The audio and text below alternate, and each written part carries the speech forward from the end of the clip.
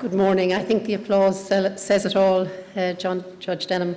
It's my great pleasure to thank you very much for being our guest speaker this morning, and to say how good it is to hear somebody of your stature welcome this report, and indeed to show how much you have gone through it and read it by highlighting some of the essential features of it.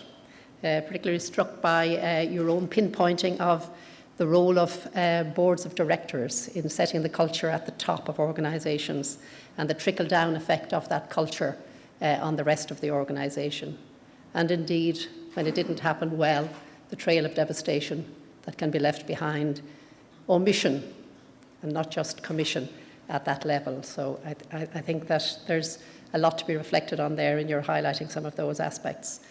Your presence with us this morning, I think, as a guest speaker is really, really welcomed, and I think the numbers who turned out this morning in the rain and the traffic to be here just reflects that, and reflects also maybe the timeliness and the relevance of the report, and really pleased that you feel that is so.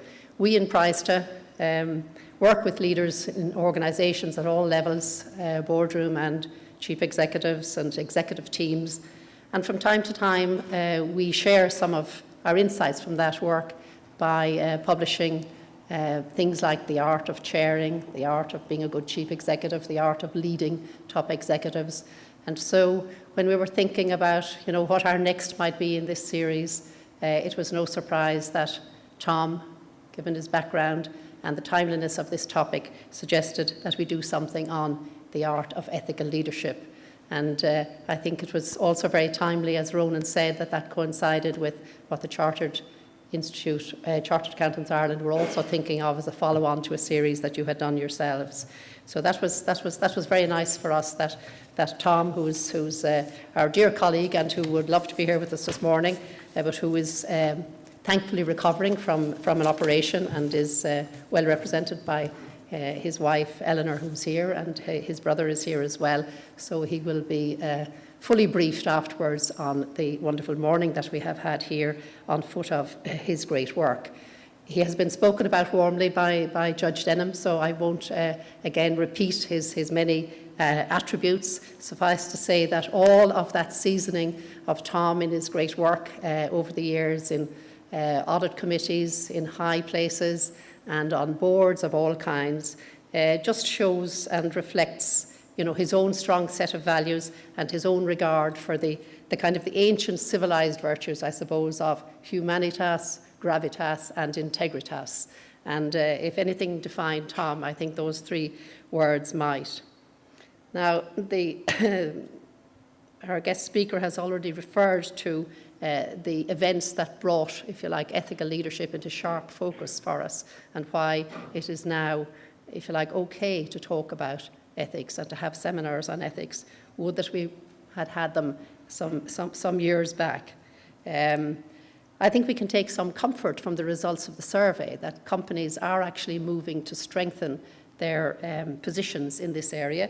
They're giving greater attention to the codes of ethics, giving greater attention to their implementation, to training staff, and to empowering staff through awareness measures.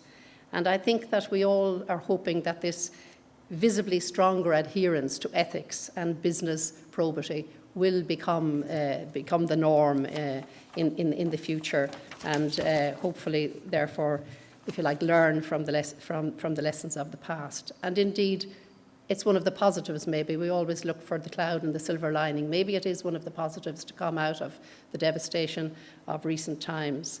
And that is why I think we in Praesta and in Chartered Accountants Ireland want to encourage and support business as it develops its strength in this area. And we hope that this report, in a small way, will add its own bit to that by contributing to your debate and by serving as a guide and a prompt for you. Finally, let me say that Praesta were really pleased to be working in this joint endeavour with Chartered Accountants Ireland. We've done the previous arts on our own. I think this time it just shows us what extra one can get by pooling resources, and that's very nice. And I think, as has already been noted, we're also indebted to Simon Webley from the Institute of Business Ethics in the UK, who very kindly was a great help both in the survey design and indeed in his contribution to the report. So I would just commend it all to you, as Judge Denham has said, as a companion, especially section 4, which has a useful list of prompts and questions to ask yourself when confronted with issues in your workplace. And it just remains to me to renew our thanks to Judge Denham and to ask her to perhaps accept a small token, fully ethically, of our esteem for her being here this morning. So, Judge Denham.